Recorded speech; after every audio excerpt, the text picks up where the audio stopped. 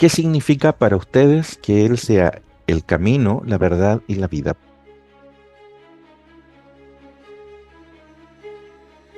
En este caso sería Juan. Juan, ¿quién tiene que Ujú. responder eso? Juan. Juan. Sí, totalmente. Siempre véanlo así.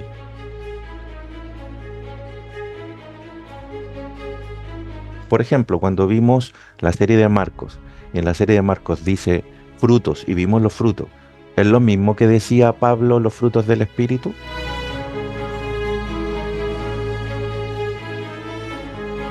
En este momento en el planeta tienes la mitad del planeta que no tiene idea quién es Jesús.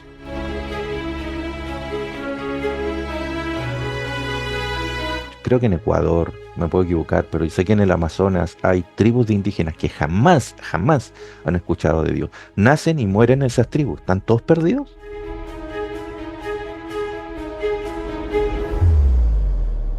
Entonces, ¿cómo? Si hemos visto que la vida eterna es de Él. Tengo que confesar de Jesús.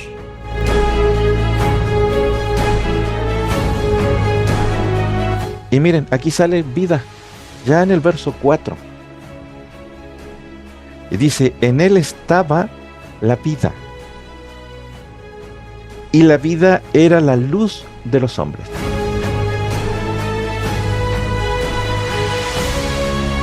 Cuando ustedes ven en el Evangelio de Juan cosas relacionadas con la luz, ¿qué es la vida?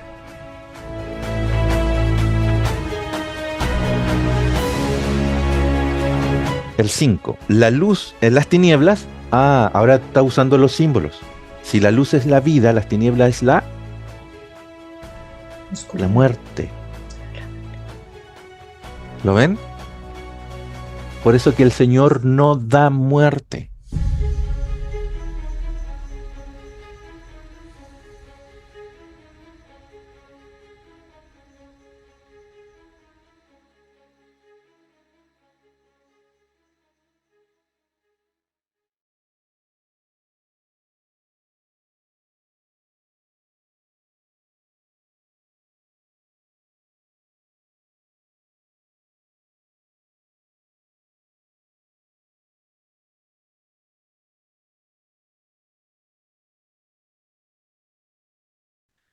Lo que yo diga no tiene que ser la verdad. Ni quiero que piensen como yo pienso. Tienen que tenerlo siempre claro. Es simplemente como lo veo. Hay cosas que sí son ciertas, como Jesús, como la salvación, como entender que el Señor es bueno. Y en eso podemos estar todos nosotros en el mismo hilo, pero podemos pensar sobre ciertas cosas de manera distinta, ¿ya? Pero ese hilo medio lo tenemos todos. Por eso estamos acá, porque hemos visto un Dios bueno constantemente. Ahora, eh, podemos tener diferencias en cuanto a esto y en cuanto a esto otro. Sí, yo les puedo comentar cómo los veo yo, esas cosas. Y una de las cosas que yo también me ha quitado el tiempo y me gusta analizar es ver de qué manera lo que la Biblia expresa lo cuenta. ¿Qué es lo que realmente los textos me tratan de explicar y cómo los interpreto? Ahora, generalmente cuando yo hago un estudio de, como lo que hicimos con Marcos, yo no me pongo a estudiar qué dicen otros de Marcos. Yo trato de escuchar a Marcos, solo a Marcos. No leo un libro de un comentario de Marcos que opina alguien o un teólogo que opina la teología. Eso no lo hago. Yo para hacer la serie de Marcos solo leí el libro de Marcos a través de audiolibros más de 8 veces, quizás 10 veces llegué a escuchar Marcos. Cuando ya iba en la tercera vez empecé a entender el libro de Marcos. Me empecé a dar cuenta, porque se repiten las palabras, se repiten los términos, veo que Marcos está en una curva de enseñanza, veo cuándo está arriba, cuándo está abajo, porque en un audiolibro, en 1 hora 20, que sale el libro de Marcos, puedo tener todo ese tiempo de conocimiento en muy breve tiempo. ¿Cómo está, hermana Elvia? En muy breve tiempo en mi cabeza. Entonces, es esa información en tan breve tiempo la puedo ver y puedo de diferentes formas observarla desde arriba. Ya cuando la empiezo a escuchar varias veces me resulta familiar. Lo mismo hice con Mateo, cuando hice la trilogía de Mateo. Mateo lo escuché varias veces. Hice un estudio acerca de la ley y Deuteronomio lo escuché 6 o 7 veces, el libro de Deuteronomio. Y me dio en un momento escuchar el libro de Jeremías. Escuchar el libro de Jeremías es terrible, es depresivo. Los primeros 27 capítulos de Jeremías son un pack de maldiciones. Es horrible que usted lea Jeremías, lo que le estoy diciendo. Si usted lee Jeremías es horrible. Si usted se empieza así como a caer, a caer, a caer, y dice, y si tú haces esto, te voy a maldecir. Hola, ¿cómo está Adriana? Te voy a maldecir y te voy a dejar ahí que te coman los pájaros. Y si te comen los pájaros, te van a comer las bestias y todo, y vas a hacer, y te van a... y empieza a hablarte así, entonces tú te empiezas a caer, a caer, a caer con el libro de Jeremías. Y tiene, si no me equivoco, en el capítulo 11 un pequeño refrigerio que usted lo podría vincular con Cristo. Pero ya después del capítulo, de los primeros capítulos, eh, usted siente ya después del 26, 27 capítulo un poco más de desahogo, más alivio. Entonces, pero eso te lo entrega un audiolibro.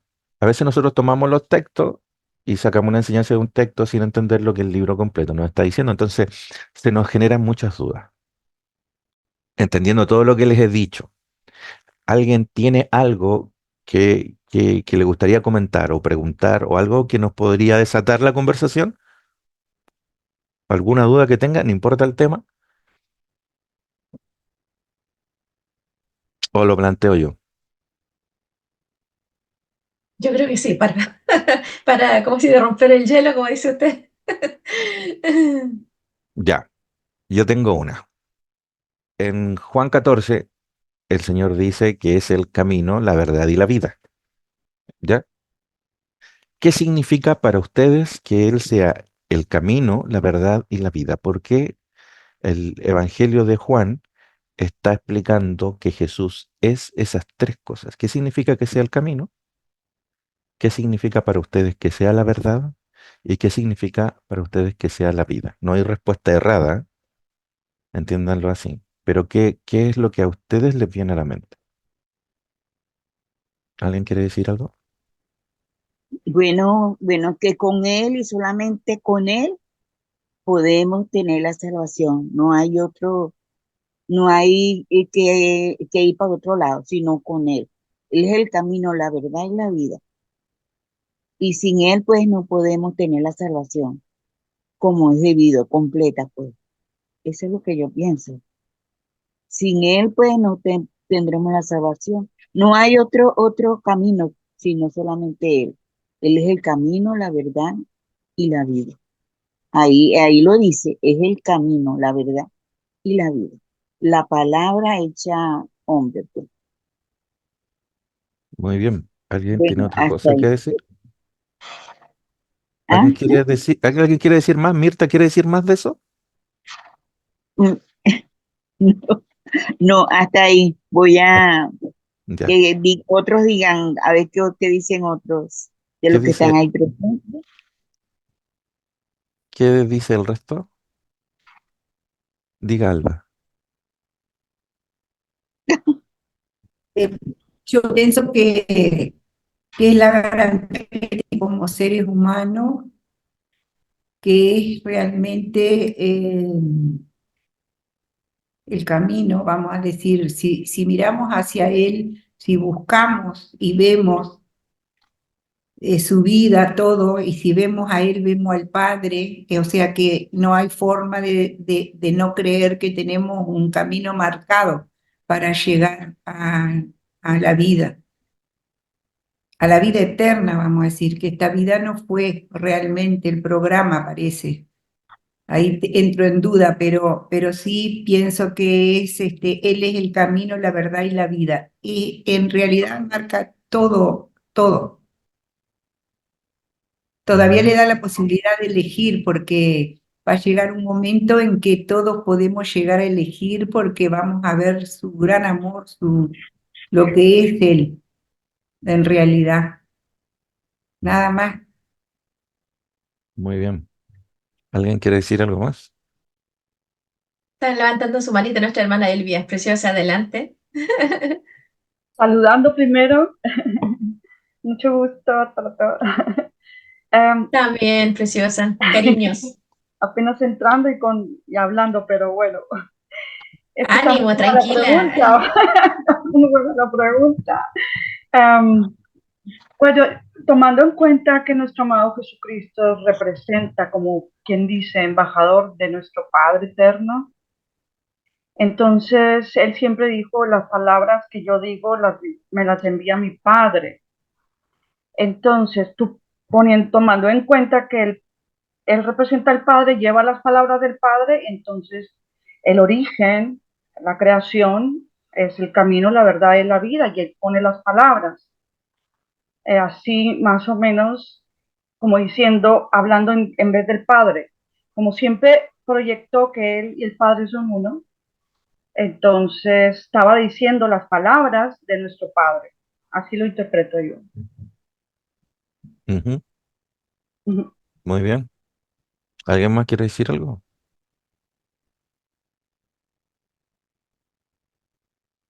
¿No? Yo. Diga. Bueno, lo que pasa es que Jesús creo que también le está diciendo porque en un momento, en un contexto, en un tiempo crucial para el grupo o los discípulos o en la comunidad que le estaba siguiendo, porque él partiría al cielo o al Padre. Entonces, claro, porque porque les hace saber de que Él es el camino de una manera espiritual, diría yo. ¿Por qué? Porque en ese momento los corazones de esos seguidores estaban turbados, porque dice, no se turbe vuestro corazón, cree. Y en un momento crucial nacen estas palabras de Jesús, que para mí es profundo porque, o sea, tal vez no tengo como la manera como explicarlo, pero les hace saber que él es el camino de una manera no física, porque dice, a donde yo voy, ustedes no pueden ir, no es como físicamente caminando llegar a ese lugar, sino que es creyendo, es su espíritu, es como algo que de alguna manera él es como está participando con su creación, de alguna manera un Salvador presente, un Padre presente, y de alguna manera consuela con estas palabras, que Él es el camino. ¿Alguien más quiere decir algo? Mire, le hago un par de preguntas. ¿Quién nos está hablando estos textos? No, no estoy diciendo si Jesús los relata, sino que ¿quién nos los está mostrando? Exacto. En este caso sería Juan. Juan. ¿Quién tiene que Ujú. responder eso? Juan. Juan, sí, totalmente. Siempre véanlo así.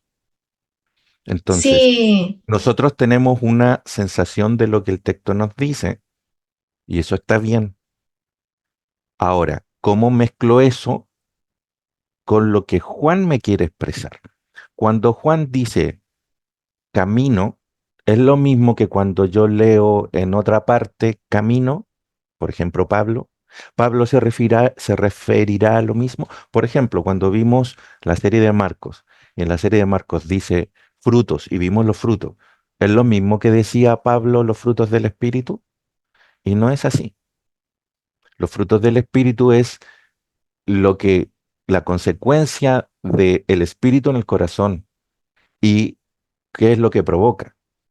Pero para Marcos los frutos era el perdón, era lo que era Jesús mismo, Él en esencia, porque Él es la semilla, Él es lo que cambia, es el fruto, nosotros vemos el fruto, el perdón de Él. Entonces, si bien tienen relación, las podemos unir, no están hablando exactamente de lo mismo, porque son mentes diferentes las que expresan los libros. Por eso que es importante que nosotros, para comprenderlo, veamos, yo le llamo tres contextos. Siempre estudien tres contextos que les pueden ayudar a obtener conclusiones. El primer contexto es el contexto inmediato. Lo que hizo la hermana Flor, por ejemplo, que eh, miró alrededor del versículo. O sea, versículos antes, versículos después. ¿Por qué me lo está explicando? O sea, a veces nosotros hacemos un sermón de un texto como yo soy el camino, la verdad y la vida, y ponemos ese texto y hacemos un sermón. O alguien hace una exposición. Y yo no digo que eso esté malo. Tienen que tener atención a eso. Porque esa es la visión de una persona. Y eso puede ser una pieza dentro de todo el rompecabezas o puede ser una enseñanza igual para todos nosotros. ¿Ok? Pero es distinto a que veamos qué nos quiere decir Juan. Cuando descubro qué me quiere decir Juan, entiendo el mensaje de Juan. De una parábola yo puedo obtener decenas de aplicaciones, muchas, distintas, todas correctas, porque son una pieza. Pero cuando estudio la evolución de ese evangelio que me está contando la parábola, ¿se acuerda cuando les hablé de parábolas apiladas como un pastel en Marcos? No puedo ver las parábolas aisladas porque él las apila un texto tras otro y está explicando una cosa a través de tres o cuatro parábolas juntas, entonces están todas relacionadas. Entonces el mensaje es transversal. Pasa lo mismo que usted ve acá. Entonces cuando ya Juan tiene 21, 22 capítulos, usted ya casi en el último tercio, cerca del clímax, eh, desde el capítulo 14 ya está sacando conclusiones. Juan me lo tuvo que haber dicho los primeros 14 capítulos para llegar a ese punto y hablarme de eso. Porque nosotros tenemos un problema, bueno, yo digo nosotros, pero yo lo tenía, que veo las historias aisladas. Eh, la historia de voy a preparar moradas en el cielo, que creo que Juan es el único que lo menciona, los otros evangelios no hablan de eso, de esa conversación. Entonces, la veo aislada, yo la aíslo y es como que Jesús me está hablando y no, no, no, no, Juan la está tomando de una forma específica para meterlo en un punto y hacerme decir cosas, porque Juan no cuenta ninguna parábola, el Evangelio de Juan. No hay ninguna parábola en el libro de Juan. Entonces, Juan no quiso tomar las parábolas, quiso tomar con pincel ciertos puntos de la historia de Cristo y armar un relato. Juan se escribió cerca del año 100, entonces, independiente de quién haya sido, lo más probable es que no haya sido el evangelista, ¿ok? Entonces, independiente de quién haya sido el escritor, es un evangelio ya más maduro donde el cristianismo llevaba 3 generaciones por lo menos. No sé si me voy explicando para poder analizar las bases de cuando alguien me está diciendo un concepto, cómo yo lo puedo desenredar. Entonces, para no ir a libros y teólogos que te hablen sobre el Evangelio, el mismo Evangelio nos debería responder. Ahora, después que yo encuentro la respuesta en el Evangelio, puedo buscar afuera qué es lo que me dice otra persona. Ahora, usted puede usar el orden que quiera, yo le estoy explicando cómo lo hago yo. ¿Ok? No tiene que hacerlo así necesariamente. Pero si usted se remite al libro, el libro debería tener la capacidad de responderle a usted. Ahora, en esencia, camino, verdad y vida es lo mismo o son tres cosas distintas.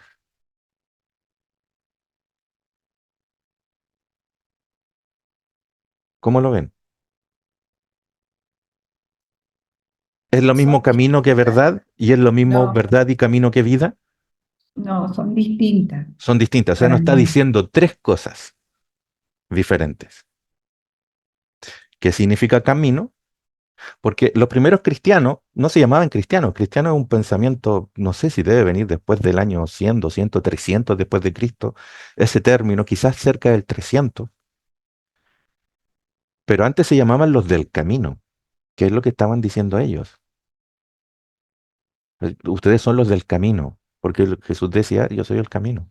Entonces, eran los seguidores de Jesús. ¿Qué era del camino? ¿Y por qué los discípulos le preguntan a Jesús que les mostrara al Padre y él le dice, tanto tiempo estoy con vosotros y ustedes no me conocen? ¿Qué es lo que quiere decir? Capítulo 17 de Juan dice que conocer a Jesús es la vida eterna. 17:3 dice Juan 17:3. Y esta es la vida eterna, que te conozcan a ti, el único Dios verdadero, y a Jesucristo a quien has enviado. Ahora, yo les hago la pregunta. En este momento en el planeta, tienes la mitad del planeta que no tiene idea quién es Jesús. ¿Cómo? Mire lo que dice el hermano Juan Ramón. Dice que el que confiesa al Hijo tiene al Padre. Eso es así. Es lo que está tratando de explicar el 14. ¿Cómo nosotros explicamos que la mitad del planeta no conoce a Jesús? O sea, ¿ustedes creen que, saben que creo que en Ecuador, me puedo equivocar, pero yo sé que en el Amazonas hay tribus de indígenas que jamás, jamás han escuchado de Dios? Nacen y mueren esas tribus. ¿Están todos perdidos? Entonces, ¿cómo? Si hemos visto que la vida eterna es Él. Tengo que confesar de Jesús.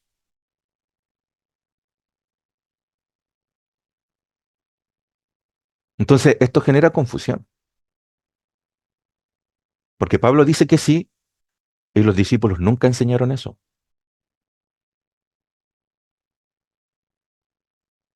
De hecho, hay un tratado que tienen los discípulos, del tiempo de los discípulos, que debe tener 19, 20 páginas, y es muy parecido a la Torá, y que eran las primeras creencias que ellos tenían. Ahora, de alguna manera, yo les digo, nosotros escuchamos el término creencia o dogma y ¿cómo lo explico? Los satanizamos. No, es una creencia, no, es un dogma. Y lo planteamos como maligno. Y no necesariamente es así, porque todos creemos en algo y todos tenemos una forma de hacer las cosas. Usted tiene una forma de cocinar, hasta en lo religioso tenemos una forma. Nos levantamos y pensamos de cierta manera. Tenemos una dificultad y algunos se arrodillan, otros no se arrodillan, otros caminan y hablan con el Señor afuera, otros lo ven de otra manera. Todos tenemos una forma de hacer las cosas. Nunca hagan eso con la creencia de alguien y con el pensamiento de alguien. Ustedes pueden contar su experiencia y si a esa experiencia le sirve al otro, bien, y usted aprenda de los demás. Pero el pensamiento y la creencia no es malo. El problema está cuando yo pienso que ese pensamiento y esa creencia es la única y el otro no puede tener otra. Eso es lo dañino. Ah, es que esta iglesia tiene doctrina. ¿Y cuál es el problema? Si los discípulos también tenían doctrina, pero la veían diferente. Eso, no sé si se recuerdan cuando yo hablé con la inteligencia artificial, esta que tenemos en el WhatsApp ahora, Meta creo que se llama, que usted le puede hablar. Y yo le dije a la inteligencia artificial que me hablara de algo religioso y no quiso explicarme bien, eh, porque siente que si habla algo religioso es como que te estuviera llevando hacia el pensamiento de la inteligencia. Entonces la inteligencia dice, yo no puedo hablar cosas dogmáticas y religiosas solo en forma general, me dice la inteligencia, porque no puedo a usted influirle. Ah, ok, le digo yo a la inteligencia. Y no te has puesto a pensar tú, le digo yo, que ese pensamiento de ser neutral también es una creencia en sí mismo. Y ahí la inteligencia contesta, esto es una paradoja, me has descubierto. Porque todo es una creencia, o lo uno o lo otro. ¿Creo en esto o no creo en esto? ¿Creo en aquello o no creo en aquello? Entonces el Señor no se preocupó de eso cuando Él estuvo en la tierra. El Señor se preocupó de que lo vieran a Él. Y Él dejó un mensaje para los que quedaban. Ustedes buscan desde el capítulo 13 al capítulo 17 de Juan y el mensaje es uno. El Señor le está diciendo, porque Él se va a ir, Él no le está diciendo, chicos, miren, yo voy a morir, la Torá crucificada conmigo, voy a morir en la cruz. Le había dicho que iba a morir, pero no le explicó nada de eso. Chicos, mira, yo me voy a morir y después los bautismos los van a tener que hacer Pablo, va a venir Pablo. No les dijo nada de eso. Lo único que les dijo fue, cuando yo no esté, ustedes ámense. ¿Qué les está diciendo? Que si fulano de tal piensa en A y ustedes piensan en B, no importa, ámense. respétense, porque cuando se amen y se respeten, me verán a mí. Esa es la forma de verme a mí. Eso lo dice Juan, se preocupa. Todos esos capítulos que le menciono para eso. Eh, yo empecé a hacer hace 2 años atrás una serie que se llama La serie del reino de los cielos. La serie del reino de los cielos. Y en esa serie, después les voy a contar cómo nació esa serie. Alguien me dijo, mira, ¿nos puedes ayudar y a estudiar en algo? Los hermanos están un poco ofuscados. Y, y ok, y me contó ahí un relato. Y yo en mi cabeza decía porque la forma que yo tengo de hablar con el Señor es muy extraña. Yo hablo todo el día con Él, o sea, estoy constante hablar, hablar, hablar, hablar, hablar, y yo comúnmente no pido, sino que converso, y me imagino cosas y se me vienen cosas a la mente, y yo le decía, Señor, yo no sé qué hacer, los hermanos me pidieron esto y ¿qué podemos hacer? Yo no tengo idea, no se me viene nada a la mente. Y se me vino una frase que es la frase esta, se me vino el reino de los cielos a mi mente. Entonces dije, ya, ok, pero ¿qué del reino? Y de ahí me tomé más de 2 meses esa frase en mi cabeza.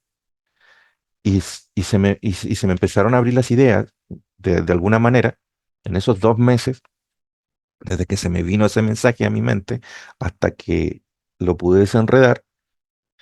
Y eso nació una serie que se llama la serie El Reino de los Cielos, donde en los primeros 2 capítulos asiento las bases históricas y culturales. Y en los siguientes capítulos lo hago todo a través del libro de Juan. Entonces, esa serie la voy a empezar a subir al canal y ustedes la van a poder ver en el canal. Ahora, em, el libro que menos habla Reino de los Cielos es Juan. Y yo hago la serie del Reino de los Cielos a través del libro de Juan,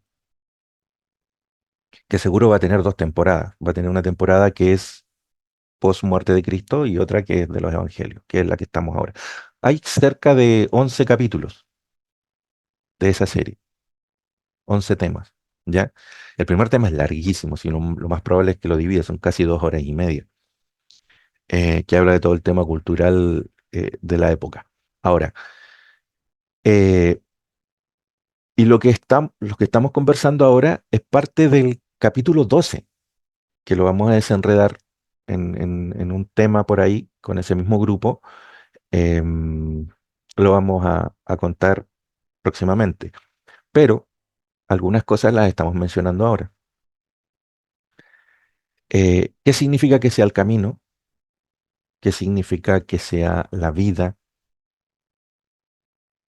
¿Qué significa? Porque todos murieron. Todo el que escribió Juan murió, todos los discípulos murieron, muchos trágicamente, todos los seguidores de Jesús están muertos.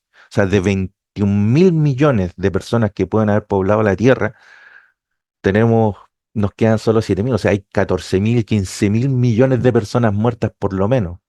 Yo no sé qué entiende usted cuando dice que es la vida. ¿Qué significa eso? Ahora, todo esto que parece subjetivo, me lo tiene que desenredar Juan. Agarren el primer capítulo de Juan. Yo acá tengo mi Biblia. Agarren el primer capítulo y vean lo que dice el capítulo 1. Y se van a dar cuenta si salen términos parecidos a los que estamos comentando. Dice, en el principio era el verbo. Ese término verbo es la palabra. Sabemos que Marcos, la palabra es la semilla. Vimos ese vínculo, ¿no? Es lo mismo. O sea, Juan está hablando y Juan ya tiene Marcos escrito, Mateo, Marcos y Lucas ya están escritos. O sea, tiene toda esa información Juan ya. Y Juan dice el verbo es la palabra. Em, y dice que el verbo era con Dios y el verbo era Dios. Nos está diciendo que Jesús era la palabra, era la semilla. ¿Se acuerda la parábola del sembrador? La semilla es lo mismo que está explicando, me lo está diciendo en sus palabras. Y el verbo era Dios. No solamente estaba con él, sino que también el verbo es Dios. Eso es lo que está diciendo. Este era en el principio con Dios y sin él nada de lo que ha sido hecho fue hecho. O sea, ¿Quién lo conoce a Dios, al Padre? Es Él, porque han estado desde el principio. Eso es lo que está tratando de decir. Y miren, aquí sale vida, ya en el verso 4. Y dice, en Él estaba la vida, y la vida era la luz de los hombres. Cuando ustedes ven en el Evangelio de Juan cosas relacionadas con la luz, ¿qué es la vida? La luz es la vida en el libro de Juan. Entonces, cuando ustedes ven en alguna parte que diga luz, me está hablando de que Él es la vida. Es un símbolo de algo que Él está mostrando. Tienen un término y le dan un símbolo a través de algo, es algo visual que ellos tienen, cotidiano, y a través de ese símbolo empiezan a contar el relato. Juan lo hace así. Por eso aquí lo está usando. ¿De dónde creen que viene el término dar a luz?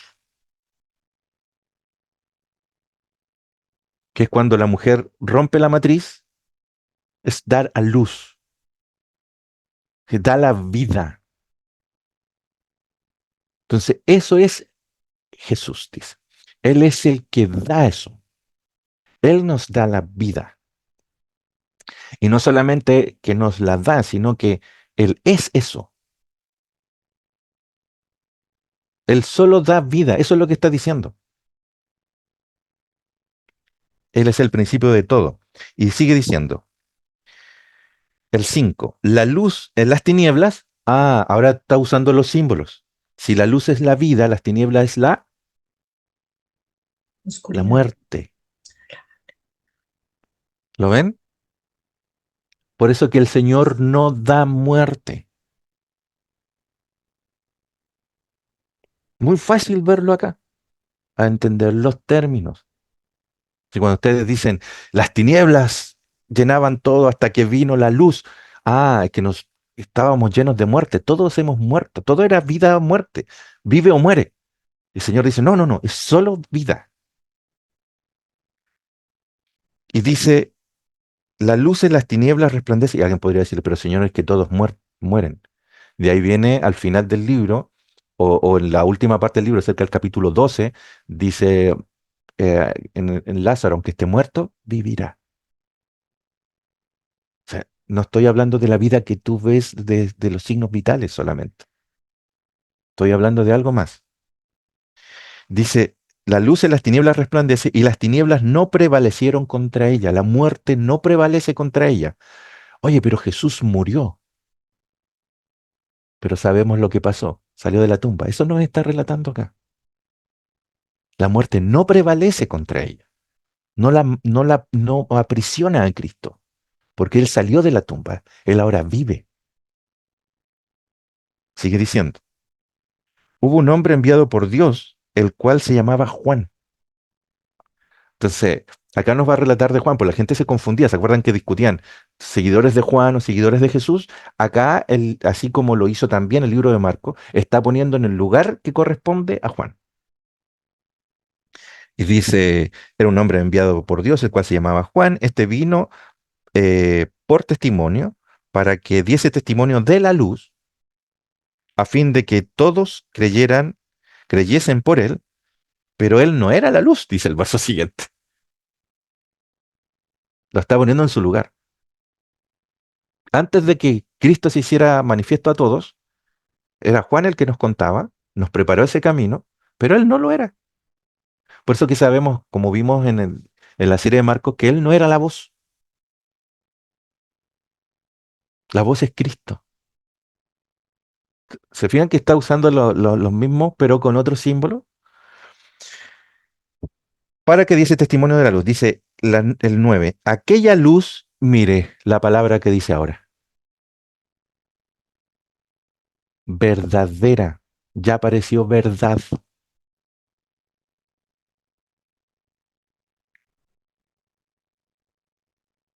¿Con qué comparó con Juan?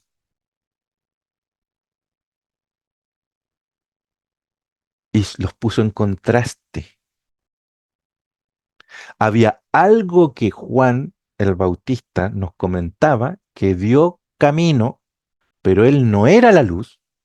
Y ahora dice, esta luz verdadera, ¿cuál es la falsa? La que nos contaba Juan. Oye, pero ¿qué es lo falso que nos contaba Juan? Porque Juan no conocía bien a Jesús. Habían elementos que él no los tenía. Nos podía decir una parte, pero en él no estaba la verdad. La verdad es lo cierto, lo que es cierto. ¿Qué es lo que es cierto? Que Jesús es la verdad, que Él es la luz, que Él nos da la vida. Porque tenían un problema estos. ¿Cuál era el problema? El problema es que venía Jesús y no entendían quién era Él. ¿Se acuerdan cuando les pregunta y les dice, ¿ustedes quiénes pensáis que sois? Un profeta. Eh, Y Pedro le dice, tú eres el Hijo de Dios.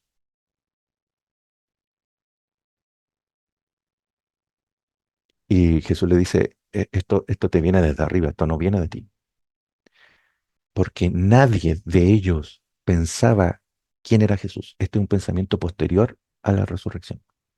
Es porque lo vieron vivo nuevamente. Pero antes de eso, solo lo seguían. ¿No ha pasado cuando usted ve en internet una mujer profeta y las ve? Hay profetas contemporáneas y hay grupos que se forman alrededor de eso. O hay sectas que se generan también de agrupaciones que siguen a un líder. ¿Se acuerda de la secta de los Davidianos en Waco, Texas? Que se mataron cerca del año 96. Se mataron todos. Y se encerraron.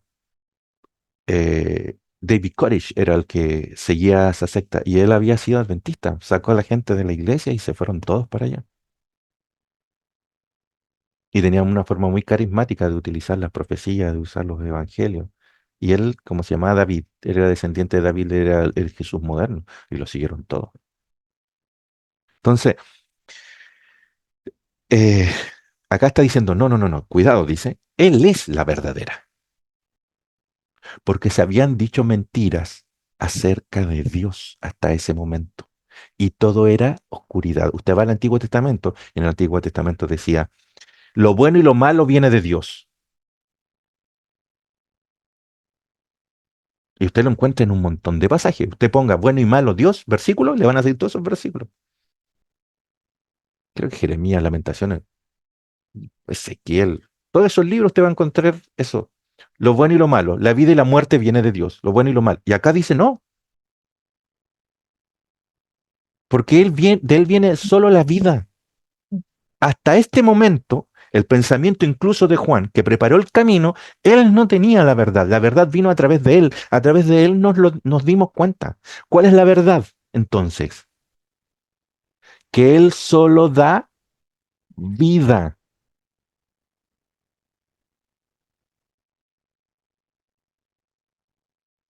¿Qué significa el Señor sea la verdad?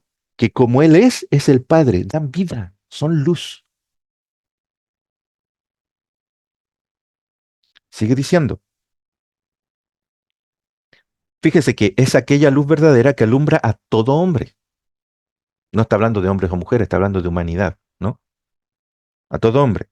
Venía a este mundo, estoy leyendo el 9, el verso 10 dice, en el mundo estaba y el mundo por Él fue hecho, pero el mundo no le conoció. Ese fue el problema. No se dieron cuenta que tenían al Hijo de Dios. No se sabía quién era el papá, se hablaba de que Jesús era un bastardo.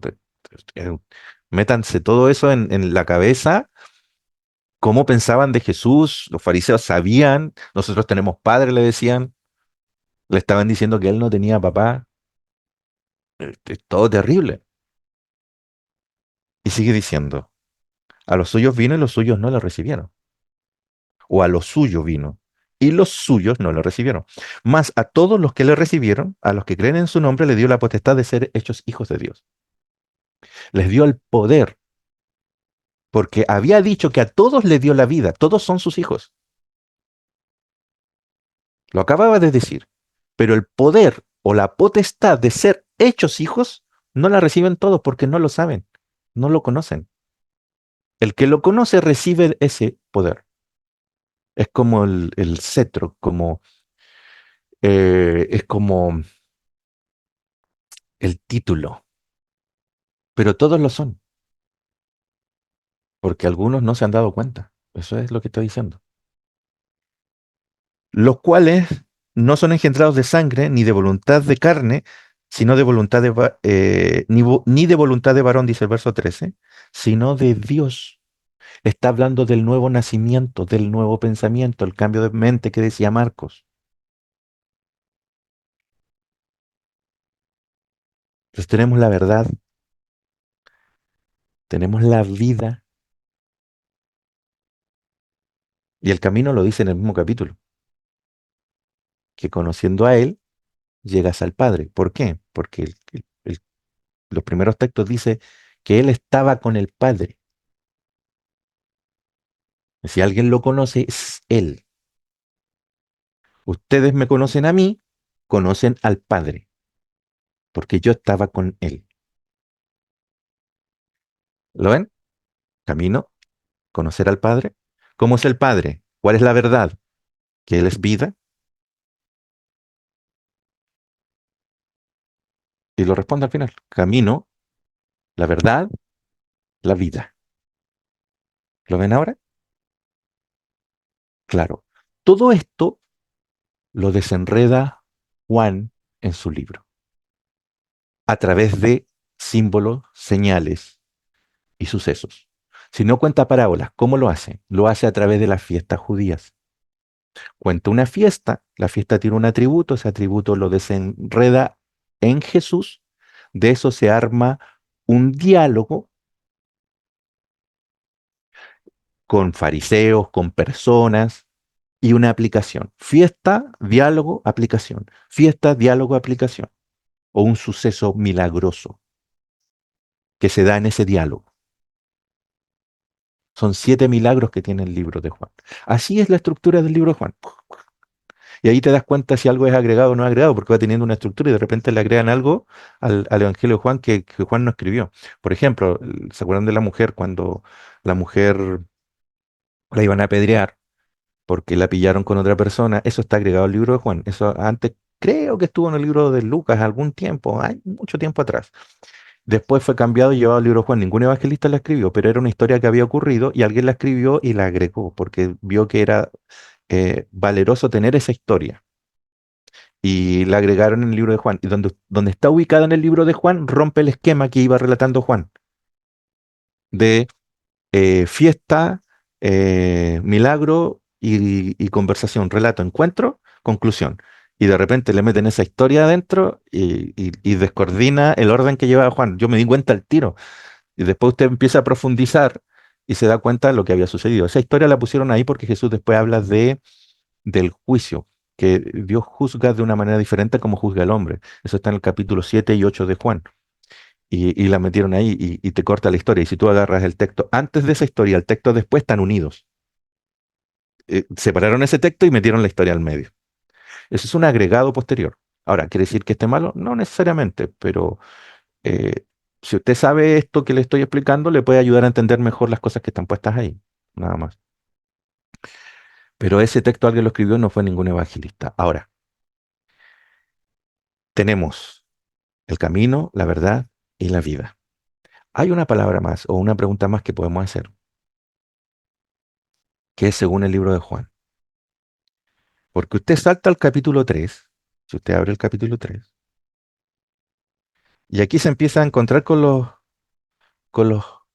primeros encuentros. Por ejemplo, Jesús y Nicodemo, sale Jesús y la mujer samaritana, Jesús y los judíos, las bodas de Caná. Esos son festividades, fiestas judías, encuentro con alguien, conclusiones. Así va.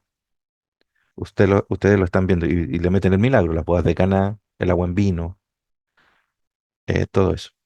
Entonces, en el libro de Juan usted va a encontrar estos términos: agua, espíritu, verdad, luz, todos son relacionados, están relacionados. Va a escuchar todo eso, esas simbologías. Una simbología, por ejemplo, es nacer del agua y del espíritu, como le pasó a Nicodemo. Entonces el Señor le dice, debes nacer del agua y del espíritu. Y uno dice, ok, ¿qué significa eso? ¿Qué significa nacer del agua y qué significa nacer del Espíritu? Me lo viene relatando el libro de Juan hasta ese momento, hasta el capítulo 3, para yo entender de qué me está hablando. Es una buena pregunta. Entonces, para ustedes, los que están acá, y este es el último bloque que hacemos y con esto vamos a terminar, ¿ok? ¿Qué significa nacer del agua y nacer del Espíritu? Porque eso fue el encuentro. Se encuentra Nicodemo con Jesús tarde en la noche y que eso también tiene un símbolo, una señal, porque había dicho que Jesús no estaba, no habían tinieblas, las tinieblas se disipan porque Él es la luz. Nicodemo va a encontrarse con Jesús en la noche y Él es la luz que alumbra en la oscuridad. Entonces, eso también tiene un mensaje, no está todo puesto ahí por casualidad. Siempre vean eso. Después se encuentran con la historia de la mujer samaritana en el pozo a mediodía, cuando el sol está arriba. Entonces está poniendo al que dictaba la ley en oscuridad y a la mujer samaritana, que era la desechada, la que había tenido muchos hombres, en la luz. Pues miren cómo los está poniendo. Juan es muy inteligente cómo nos está tirando señales acerca de eso. Porque la luz, la vida y todas esas cosas. Entonces, pero en el capítulo 3 donde habla Nicodemo, que se encuentra con Jesús en la noche y le dice, tienes que nacer de nuevo, ¿qué le está diciendo? En el mundo pentecostal se dice que nacer del agua y nacer del espíritu se refiere, nacer del agua lo interpretan como nacer de, o sea, ser bautizado en las aguas, y nacer del espíritu se interpreta como ser bautizado en el espíritu. Así Claro, se suele interpretar dentro de la iglesia evangélica. claro, en la iglesia adventista pasa algo parecido, ¿no? ¿Al resto le enseñaron lo mismo? A mí me enseñaron eso mismo, que nacer del agua es como bautizarse de nuevo o bautizarse y del espíritu es lo otro. Como que el Espíritu Santo cae sobre ti, entonces toman el Espíritu Santo, la paloma que cae en Jesús en el bautismo, entonces esas dos cosas pasan simultáneas. Y le hago la pregunta, Po- diga. Podría ser ese bautismo eh, de una manera espiritual, pero ¿cómo lo digo? Despojarse de todo de todo lo que se habían levantado en ese tiempo, de tipo de adoración, la forma, y que no apuntaba a Dios, por decirlo así, no apuntaba a Cristo, sino que ahora era como cambiar de mente, despojarse de todo aquello y ahora avanzar por lo que Cristo venía a enseñar. No se lo veo así como ya despojarnos, limpiarnos de todo lo aprendido, de lo que en cierta forma, aunque Cristo no les dice claramente, pero no sé, se me viene, esa es la idea de que ahora era el camino, que era la verdad, la vida, como la estudiamos, pero ahora entrábamos por Cristo, ya no por todo lo que se hacía en el pasado, ya llamámoslo sacrificio, tipo la forma que se adoraba, la forma que se hacían, o la forma que se enseñaban en la Torá, sino que ahora era por Cristo. Ahora, ¿por qué Cristo viene en ese tiempo? Era el momento crucial para mí, un momento oportuno, diría. En el momento oportuno, Cristo viene a dar a conocer, porque tal vez no era necesario que Cristo viniese, no lo sé, digo nomás. ¿Por qué? Porque sí, como en el libro de primero, en el libro Juan, sí, Dios siempre estuvo presente, siempre estuvieron aquí, por decir, en la tierra, porque dice el verbo, toda la creación al principio, todas las cosas fueron hechas por él, él siempre. Entonces, ¿no será que en algún momento el ser humano simplemente rechazó esas revelaciones, ya sea a través de los profetas? Y se levantaron su propia estructura, sus propias, digamos, servicios, la forma de llevar creencias a las personas, eh, desviaron de ese propósito. Se cerraron esos oídos, sus ojos, no lo quisieron escuchar y saber más allá de eso. Y Cristo viene a un momento crucial, no sé, algo más que haber ahí. porque justo en ese momento viene Cristo y se encuentran de que los hombres estaban tan cerrados, la parte religiosa, la parte política, tan cerrados y llevaron a Cristo a la cruz. Y no les importó, no hubo más como remordimiento, ni siquiera eso. Entonces viene a eso. Ahora, ¿por qué Cristo o Dios estuvo siempre presente? Porque, como usted al principio dijo, que algunos tribus, algunos de algunos países, algunas partes al día de hoy todavía no conocen de Cristo, pero Cristo está dando la vida a ellos. No tienen vida en sí mismos, sino que Cristo mismo está dando, está con ellos, está también presente en la vida de esas personas que están en esos lugares, dándoles vida. Solo que ellos no saben quién les da la vida, sino que Cristo los da por amor, como hemos aprendido, lo sigue fluyendo, su fruto sigue fluyendo, y lo vería como su fruto la vida, que es Él, y Muy bien. fluye. Usted ha dicho cosas muy interesantes. Hermano Juan, ¿quiere decir algo? Sí, para terminar la idea de por qué se interpreta así, o sea, hay otros textos también que mueven a esa interpretación.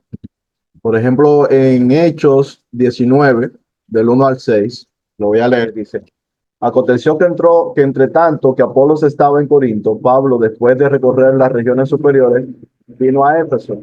Y hallando ciertos discípulos, le dijo: ¿Recibisteis el Espíritu Santo cuando creísteis? Y ellos dijeron: Ni siquiera hemos oído que hay Espíritu Santo. Mm. Entonces dijo: ¿En qué pues fuisteis bautizados? Ellos dijeron: En el bautismo de Juan.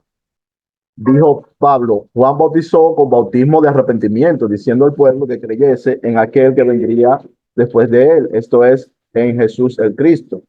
Cuando oyeron esto, fueron bautizados en el nombre del Señor Jesucristo, y habiéndoles impuesto las manos, vino sobre ellos el Espíritu Santo, y hablaban en lenguas y profetizaban.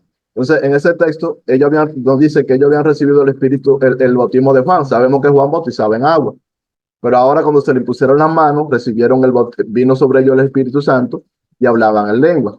Pero si nos vamos a Hechos 10, a partir del verso 40, este es otro texto, dice, vamos a leer a partir del verso 44, que es cuando Pedro va donde una familia que no son judíos y ellos reciben la palabra, el testimonio de Jesús. Voy a leer a partir del verso 44 y dice: Mientras aún hablaba Pedro estas palabras, el Espíritu Santo cayó sobre todos los que oían el discurso.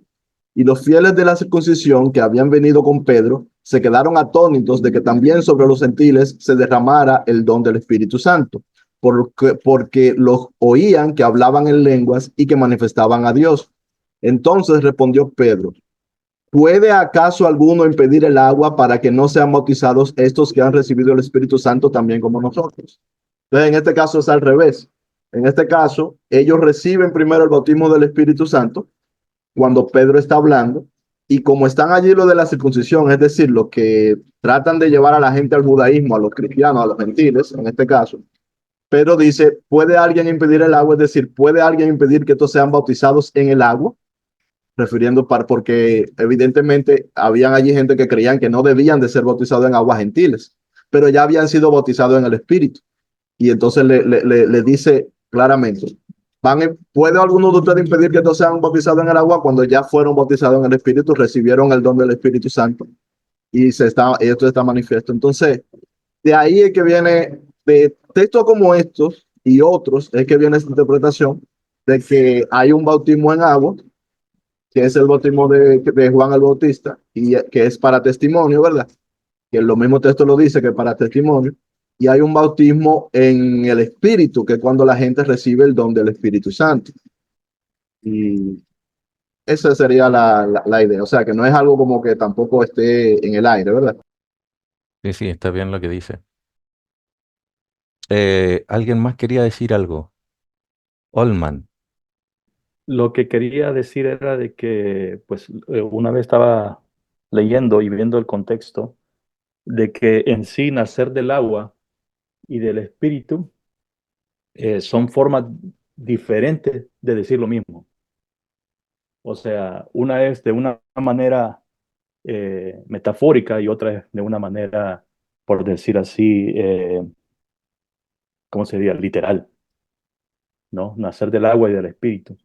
Y, y lo que le está diciendo bueno, lo que yo entendí que le está diciendo de acuerdo al contexto con Nicodemo, es que era necesario porque si recordamos en el Antiguo Testamento, el limpiarse con agua era un ritual de purificación, de purificarse, que era un ritual que hacían los judíos, ¿no? Nacer del agua, o sea, creo que era en Ezequiel parece, déjenme lo busco aquí rapidito, que dice, esparciré sobre vosotros agua limpia y seréis limpiados de todas vuestras inmundicias, dice, y de todos vuestros ídolos os limpiaré. O sea, el nacer del agua era como prácticamente y a mí me hace mucho sentido porque en sí cuando comienza am, Juan, ¿no? Empieza a hablar del bautismo de Jesús y todo esto, y de Juan el Bautista y todo esto, ¿no? Entonces, limpiarse, nacer del agua y del espíritu, un mismo concepto, o sea, de una manera metafórica o literal. Pero cuando Nicodemo le dice, pero ¿cómo es esto? ¿Cómo es esto? O sea, tengo que yo volver, o sea, para mí Nicodemo como dicen, se está haciendo loco. Él está no queriendo entender la necesidad que tenía Nicodemo, que era nacer, porque recuerde que Nicodemo era un fariseo, ¿no? Y el no nacer, no limpiarse, no purificarse, no poder, como quien dice, limpiarse de todas esas cosas como los fariseos tenían en ese tiempo, no, no podía seguir haciendo la obra de Dios y poder ser, como quien dice, eh, una mejor persona, dar el mensaje como tenía que darlo, como tenía que haberlo dado por ser hijo de Dios. Entonces, yo lo que leí en ese tiempo era de que, pues, nacer del agua y del Espíritu en sí no significa bautizarse y ser bautizado por el Espíritu, sino, o sea, poder purificarse y poder quitarse todas esas cosas que lo impedían amar a los demás, poder servir a los demás, que era más que todo lo que Dios le había dado, ¿no? Al pueblo de Israel, que tenía que ser de esa forma, ¿no? Como Dios, ser misericordioso, poder ayudar a las demás personas. Muy bien, muy bien. Miren, eh, dice el 3. Había un hombre entre los fariseos que se llamaba Nicodemo. Dice que era principal entre los judíos. Vino a Jesús de noche, estoy leyendo el capítulo 3, y le dice, Rabí, sabemos que has venido de Dios, ¿cómo dice ahí? Como maestro. ¿Qué era Nicodemo? Maestro principal. Maestro principal. ¿Y qué le está diciendo a él? Has venido, ¿cómo lo está mirando? De igual a igual. Miren lo interesante, porque aquí se está desenredando la historia. O sea, de maestro a maestro, aquí nos guiñamos el ojo, nos vemos en secreto, no importa, pero de maestro a maestro. Yo sé que tú eres maestro, le está elevando. O sea, Nicodemo, todos veían a Jesús hacia abajo, ¿no? Porque era un simple carpintero, un bastardo. Entonces, él lo toma y lo eleva, pero lo pone al nivel de él. Están viendo lo que está pasando. Y miren lo que le dice. Porque nadie puede hacer las señales que haces tú si Dios no está con él. Entonces, Dios está con los que hacen esas señales, eres un maestro. Respondió Jesús y le dijo, Jesús no le dice, hola, ¿cómo está tocayo? Inmediatamente le dice, va al grano el Señor. De cierto te digo que el que no nace de nuevo no puede ver el reino de Dios. ¿Qué le está diciendo? Lo había tratado de maestro. Le está tratando de explicar que no ha nacido de nuevo. Y le va a explicar qué significa eso. Tú no has nacido de nuevo. Inmediatamente le dice, me estás tratando como maestro. Tú siendo maestro me estás tratando como maestro. No entiendes. Pues inmediatamente le dice, no puedes ver el reino de Dios. Y Nicodemo le dice, pero ¿cómo puede nacer un hombre siendo viejo? ¿Puede una persona que no ha nacido de nuevo saber qué es nacer de nuevo? ¿Me explico bien con esa pregunta, no? ¿Puede una persona que no ha nacido de nuevo saber qué es nacer de nuevo? A ciencia cierta, no. No. Entonces Nicodemo no tenía idea de lo que le estaba hablando.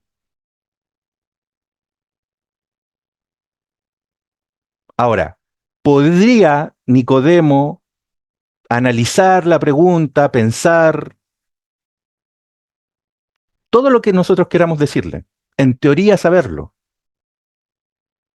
pero no lo sabía. ¿Por qué? Porque Jesús lo enfrentó con una pregunta de una. Estaba esperando otra clase de contacto, Nicodemo, lo más probable, y Jesús le va directo al grano, al problema que Nicodemo tenía, y él venía para que Jesús le explicara, le contara. Yo te estoy elevando y yo quiero que tú me confirmes. Y Jesús le contesta con un problema que Nicodemo venía. Él no ven... Nicodemo no iba para, ¿cómo se dice esto? Como las personas van y se confiesan a un sacerdote para contar sus penas o sus pecados a alguien superior. Él venía a agarrar a alguien y ponerlo a su nivel y conversar con él. Él no venía a confesarse con Jesús, pero Jesús lo tomó que él tenía un problema. Inmediatamente Nicodemo, ¿qué significa eso? Que tú me estás hablando.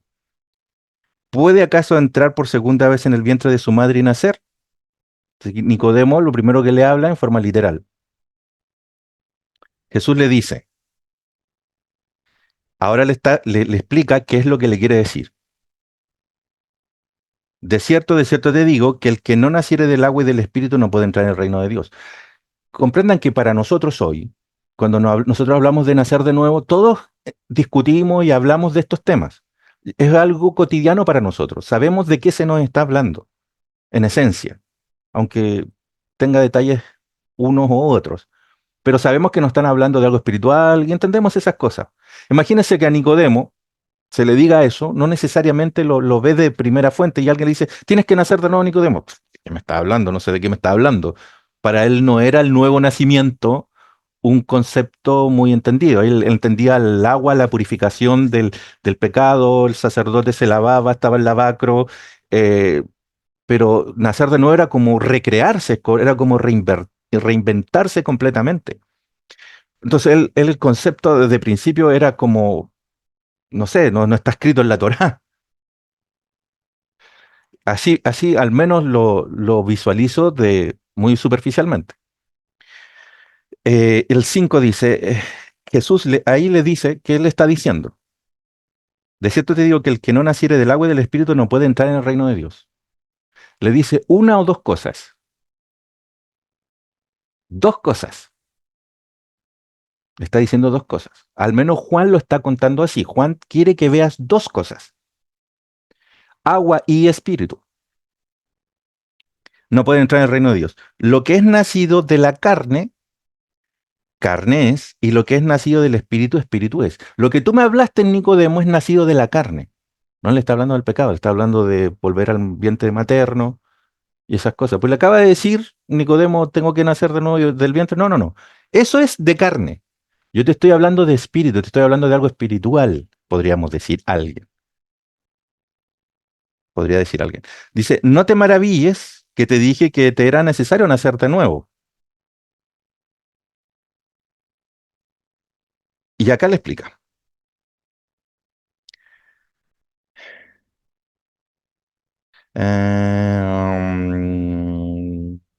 ¿El Ya, 8? el 8. El viento sopla. ¿Cómo se dice viento en griego?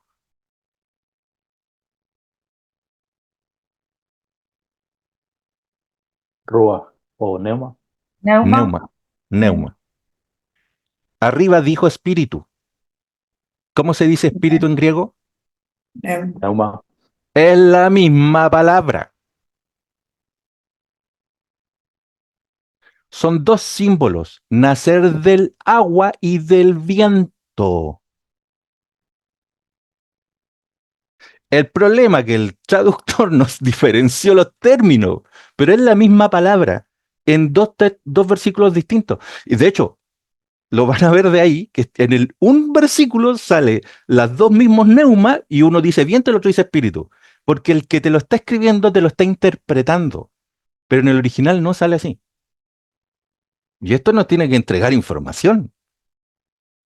Esto es fantástico. Miren, Por eso porque, estoy más perdida que otro poco. porque se dan cuenta que es distinto el concepto que yo tengo de la primera impresión de un texto al que el relator me está tratando de expresar. Es interesante este aspecto. Juan Ramón quiere decir algo, diga. Es un poquito, ahí es un poquito extraño que se compare una cosa consigo misma, porque él dice, el viento sopla de donde quiere y no escucha su voz, ¿verdad? Y no Sí, sabe dónde va ni mire, dónde viene. todavía no llegamos a ese texto. Deme un Sí, segundo. lo- no hemos llegado a ese texto, no porque, lo digo porque, bueno, está bien, pero bueno, yo voy a terminar la idea, porque no sé Sí, si sí, voy a poder sí. volver. La idea es que es Dígale, un dígale, poquito dígale. extraño que se use un concepto para compararlo con otro concepto que es el mismo. O sea, es un poco raro que uno diga, por ejemplo, el viento sopla de donde quiere y no escucha su voz, no sabe dónde va, dónde viene, ¿verdad? Así mismo son los que son llevados del espíritu. O que diga, así mismo son los que son llevados del viento. O sea, sería un poquito raro que diga, el viento hace esto y así mismo son los que son llevados del viento. No, es como que está comparando una cosa consigo misma. Normalmente uno compararía una cosa con algo que se le asemeja, no con lo mismo. Entonces, esa sería la idea. Por eso digo que, por ejemplo, si decimos que neuma significa bien, se puede usar para viento y neuma se puede usar para espíritu, entonces nosotros tenemos que decidir al interpretar cuál de las dos se está utilizando, o sea, en qué sentido se está utilizando. Por lo Quedarnos con tanto, el no espíritu. necesariamente es inválido que esté hablando de espíritu. Por tanto, podría estar hablando de viento, pero también podría estar hablando de espíritu. Sí. Bueno, según lo que también he leído, es que en realidad la palabra neuma solamente se refiere al viento. Lo- eh, Boom, sí, solamente se refiere al viento, no al espíritu. Yo digo que al boom. espíritu, ¿no? Esta es una Eh, confusión que ha tenido toda la iglesia medieval. sí, sí, De bueno, hecho, según escuché, eh, los académicos dicen que solamente al viento, de al hecho, aire. el término, nosotros lo hemos em, como el éter, lo hemos divinizado, ¿ok? Lo hemos espiritualizado. Es que son diferentes conceptos. O sea, hay gente que puede decir, el espíritu navideño no está hablando de un espíritu, de un éter. El espíritu navideño está hablando de nuestra intención, de nuestra actitud, de cómo debemos ser en Navidad. O sea, ese es un concepto del espíritu que nosotros podemos interpretar.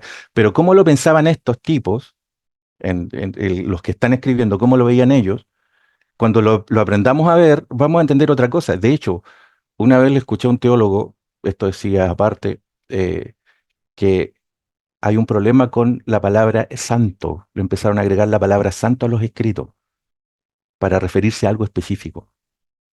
Pero en el original no había santo. El término santo es un agregado. Entonces, y esto también nos entrega algo más de información. Entonces, nosotros nos hemos hecho una idea con el paso del tiempo de que se nos está hablando de algo y se nos está hablando de otra cosa. ¿Ya? Pero eso es parte de otra parte de la profundidad del análisis. Pero se fijan que entre todos se arma algo, todos tienen algo de cierto y las dudas también son normales de aquí a acá, ¿por qué me hace esto? Y es como dice el hermano Juan Ramón, o sea, es como que me está comparando algo consigo mismo y tiene una razón de ser eso, porque él acertó en eso. Jesús quiere explicarle algo en Nicodemo. Cuando entendamos lo que él explica, vamos a entender lo que se nos está hablando. Son dos símbolos, el agua y el viento. El Señor utilizó dos símbolos para explicar algo. No es el símbolo el agua y el espíritu la resolución de ese símbolo. No. Son dos símbolos. Y los usa por todo el libro.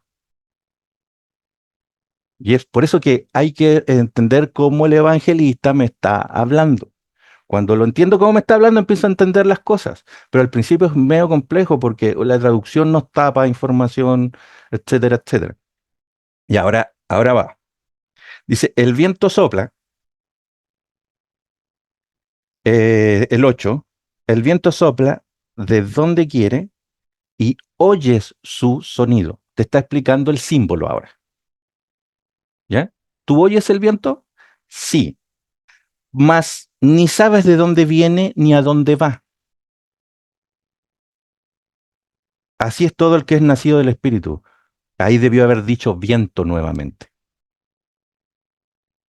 Te está diciendo que, ¿cómo es el que es nacido del viento? No entiendo, estoy más confundido ahora. Que tú, el viento sopla. O sea, ¿oyes el sonido?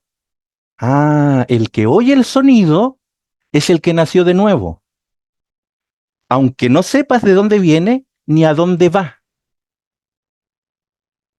Le hago la pregunta. ¿Nicodemo sabía quién era Jesús?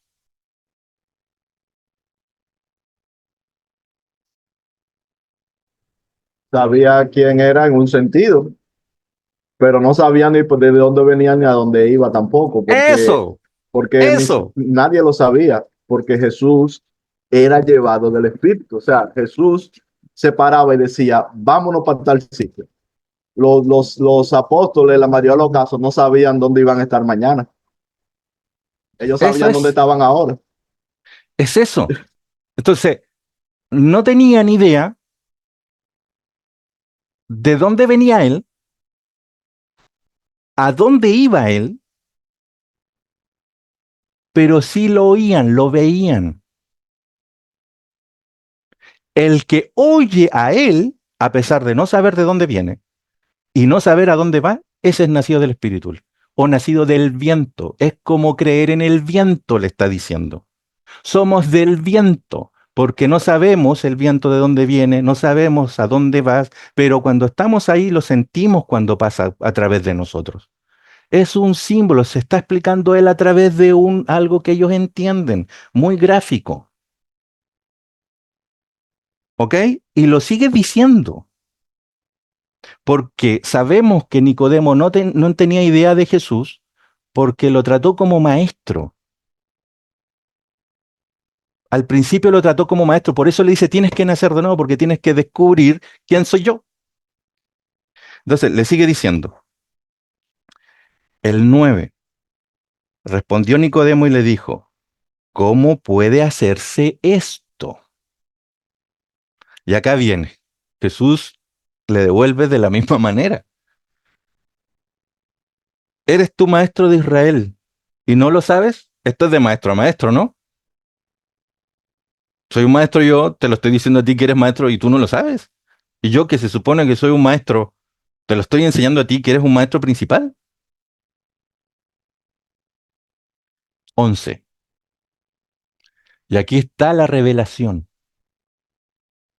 De cierto te digo, que lo que sabemos, hablamos, y lo que hemos visto, testificamos, y no recibís nuestro testimonio. Nosotros hablamos, nosotros testificamos, y ustedes, los fariseos, no reciben el testimonio, no oyen. Le está diciendo que no creen en él, en lo que nosotros decimos, aunque no sepan de dónde yo venga, aunque no sepan a dónde yo voy. Ustedes no reciben mi testimonio, ustedes no están oyendo, no están sintiendo el viento, no han nacido del viento. Sigue diciendo, 12. Si os he dicho cosas terrenales, viento, agua, ¿cómo dice? Y no crees en las terrenales. ¿Cómo crees que si os dijere las celestiales? ¿Cuáles son las celestiales? Que le diga de dónde viene y le diga dónde va. Lo que él no sabe.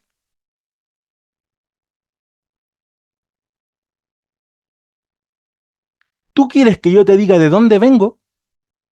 ¿Quieres que te diga dónde voy? Y si lo que tú oyes no lo crees, estas que son terrenales que tú ves, no las crees, ¿cómo quieres que te explique las celestiales? Y acá viene la revelación porque el Señor le dice las celestiales. Miren, 13. Se van a acordar de el capítulo 1, del 1 al 3 de Juan.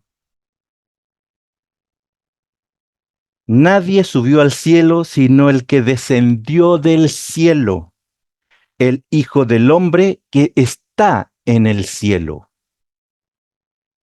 Ese soy yo, te estoy diciendo de dónde vengo. Vengo del cielo y estoy en el cielo. Vengo de allá y sigo allá.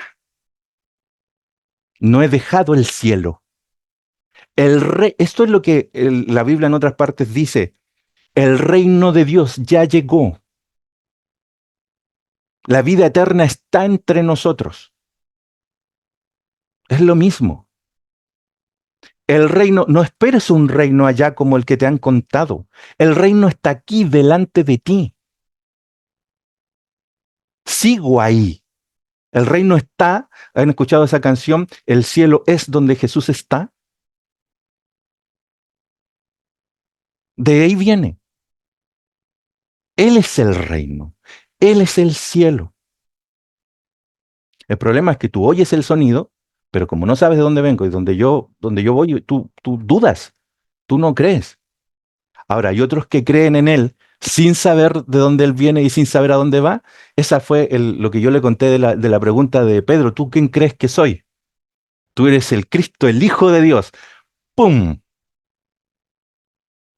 Eso es nacer del Espíritu. Creer que Él es Dios, que viene del Padre. Que Él es la verdad. El término que nos viene diciendo desde el capítulo 1. Amén. Es lo mismo.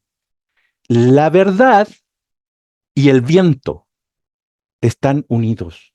Es un símbolo el uno del otro. Es otra forma que está usando Juan para explicar lo mismo. Capítulos, bueno, termino esto y le voy a dar el remate en otra parte. Dice 14. Ahora le va a decir a dónde va. Le dijo de dónde venía, del cielo. El capítulo 1 decía de Juan el verbo que estaba con Dios en el principio. Eso es lo mismo que él está explicando. Y como Moisés levantó la serpiente en el desierto, así es necesario que el Hijo del Hombre sea levantado. Le está hablando de la cruz. Le está diciendo a dónde va. Para que todo aquel que en él cree no se pierda. O el texto original dice no esté perdido, mas tenga la vida eterna. El reino de Dios ha llegado. Eso es lo que está hablando con Nicodemo. Todo eso está en el capítulo 1. Si usted retrocede al 1, capítulo 1 de Juan, verso 14, miren lo que dice. Y aquel verbo, ese del principio, que estaba con Dios, fue hecho carne. Ah, el viento, ahora lo sentimos. Y habitó entre nosotros. Y vimos su gloria, gloria, gloria como del unigénito del Padre. Vimos su gloria acá, como que Él venía de allá, como que era el primogénito de Dios. Está diciendo de dónde viene. Y mira lo que dice, lleno de cuántas cosas, 2.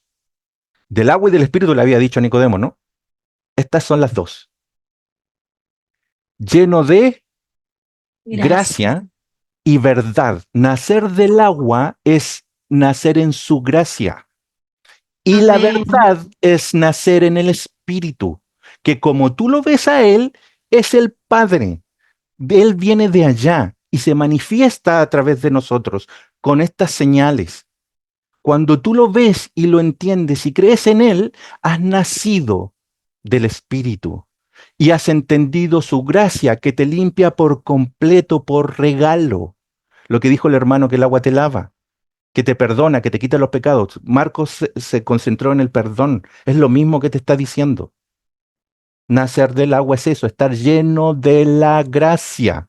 ¿Cómo lo sé? Porque también en el capítulo 3, perdón, en el 4 sale la mujer, perdón, en el 2, las bodas de Caná. Convirtió el agua en vino. El vino es la sangre. Eso ya lo sabemos, lo explica más tarde Juan. El agua es la sangre. La sangre es el perdón. Nacer del agua es su gracia, su perdón por gracia, que nos limpia. Eso es señal de lo mismo. Y el espíritu es el viento. Por eso es que ellos se decían nacido del viento. Eso es lo que casi todo, ese era un lenguaje común en los discípulos. Es muy común. Ya después cuando le cayó el Espíritu Santo, ya ellos lo vieron. Y hay otras cosas ahí que no voy a ahondar en ese punto, porque parte de otro análisis que nos puede llevar a otra parte. Pero eso es lo que está ocurriendo. Y ustedes ven que viene la mujer samaritana.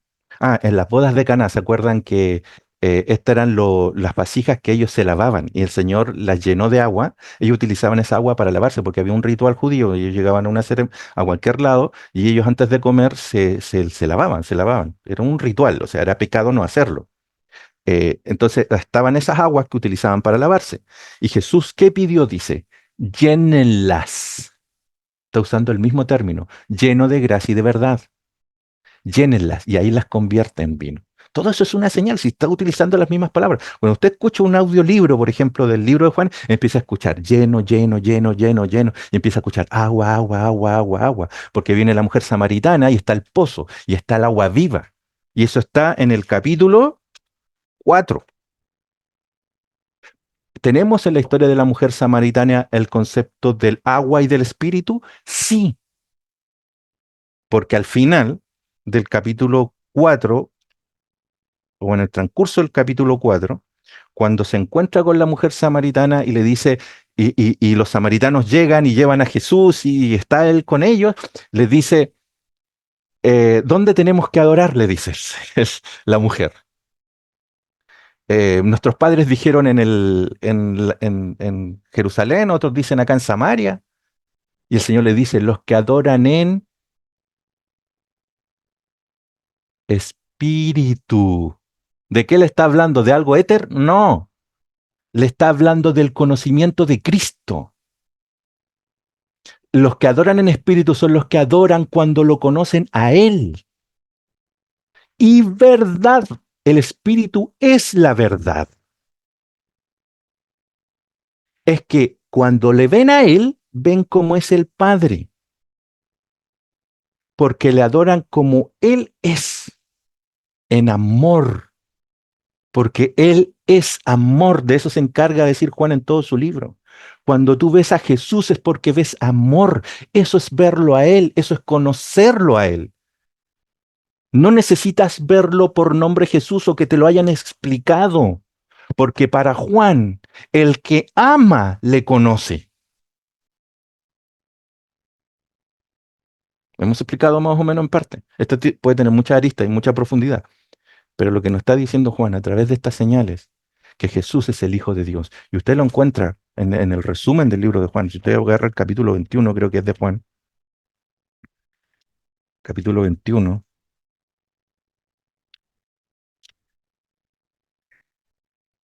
el propósito del libro, el 20, 30 y 31. Por eso Juan escribió esto. Dice, Hizo además Jesús muchas otras cosas o muchas otras señales, dice, en presencia de sus discípulos, las cuales no están escritas en este libro. Hizo muchas. Juan utilizó solo 7, que son 7 milagros, la voz de ganar uno de ellos, etcétera, etcétera. Y dice el 31, pero estas se han escrito, las que están acá en el libro de Juan, para que creáis que Jesús es el Cristo, el Hijo de Dios, y para que creyendo tengáis vida en su nombre. Todas las señales tiene ahí. La verdad, la vida, el Amén. espíritu, Sí. el agua. Eso es lo que Juan va a desenredar a través de la vida de Cristo. Ven a Jesús caminando sobre las aguas, eh, y le agrega otros símbolos también. Le agrega el pan, le agrega el maná. Van a encontrar puros símbolos, símbolos, símbolos. Pero todo está explicando que Jesús es el Hijo de Dios. Entonces, cuando nosotros vemos que a través de este texto nos suena mucho al bautismo del agua, bautizarse, el Espíritu, sí, no, no es que esté mal, pero no es lo que me está diciendo Juan. Juan me está diciendo que tú creas que Jesús es Dios. Eso es lo que está tratando. ¿Y por qué? Porque cuando lo miremos a Él es como vemos al Padre. Eso lo dice el 14, la verdad, el camino y la vida. Eso es lo que nos está tratando de relatar Juan. Donde Jesús está, está la vida. Donde Jesús está, está su reino. Donde Jesús está, está el perdón. ¿Cómo hacemos con aquel que nunca ha escuchado de Jesús? Tienes que amarle. Y ellos conocerán a Dios a través de ese amor que tú tienes por ellos. Y cuando digo amor, no estoy hablando de ser meloso. No es como de un esposo o una esposa, de un padre o un hijo, de la manera en que tú los ves. Cariñoso, no estoy hablando de eso. ¿Cómo vas a ser meloso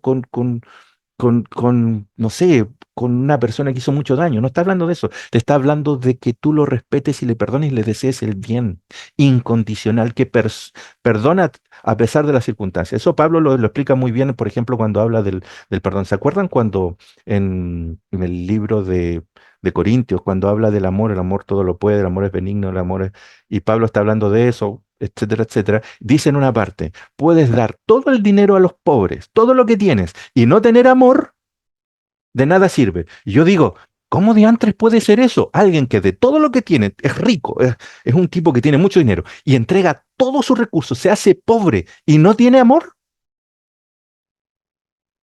¿Puede no tener amor a alguien así? Que le dé todo el dinero a los pobres y no tener amor. Pablo no está hablando de ser meloso, ¿se dan cuenta? No está hablando de buenos actos. Puedes darlo todo y no tener amor. Entonces, ¿de qué me estás hablando? Aquí va la pregunta.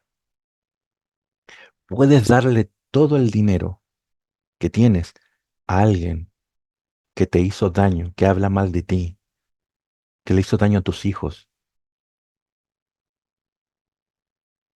alguien que te trata mal, que te insulta? Cambia, ¿no?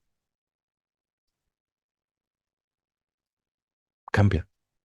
Alguien que te cae pésimo, a una iglesia que te trató mal, que te enseñaron mal. ¿Los puedes mirar bien de nuevo a ellos y desearles el bien y darle todas tus cosas? ¿Tienes esa capacidad? Bueno, el amor es incondicional.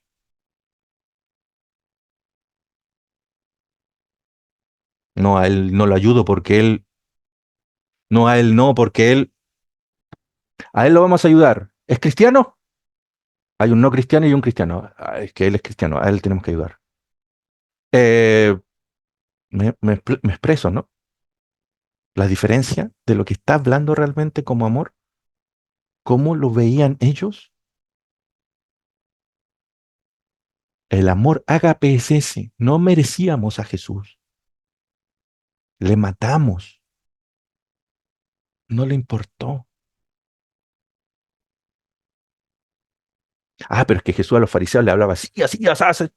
Sí, no está siendo meloso. Les está expresando. Miren, esto es tan tremendo cuando lo aprendo a ver. ¿Se acuerdan cuando a Jesús le decían que él se juntaba con los perdidos? Dicen Jesús, no, tú te juntas con los perdidos, con los pecadores. Eso está en Lucas 15, por ejemplo. Todo el capítulo 15, donde está la oveja perdida, el hijo pródigo. Eso lo explicamos mejor en la trilogía de Lucas, que está en el canal. Entonces ahí dice, te juntas con los perdidos, y el Señor dice, sí, sí, sí, yo me junto con los perdidos. Le entra en el mismo juego del diálogo. Sí, me junto con los perdidos y les cuenta la oveja perdida que va y la va a buscar y, le dice, y la lleva a su casa y está con ella y dejo a las 99 en el desierto, les dice. Molesta, ¿quiénes estaban perdidos? Y Jesús les dice al final de esa parábola, le dice, el cielo está más feliz por uno que se arrepiente que por 99 que no necesitan de arrepentimiento. En cambio, yo he venido por los perdidos. Ahora, pregunta, esa una para los fariseos era la descarriada, la perdida, ¿no? Para los fariseos era eso. Jesús va y la trae y la lleva a su casa. Las 99 estaban en el corral, no estaban perdidas para los fariseos. Quedan ahí, pero la historia dice que quedan en el desierto. Para Jesús, ¿quiénes eran las perdidas?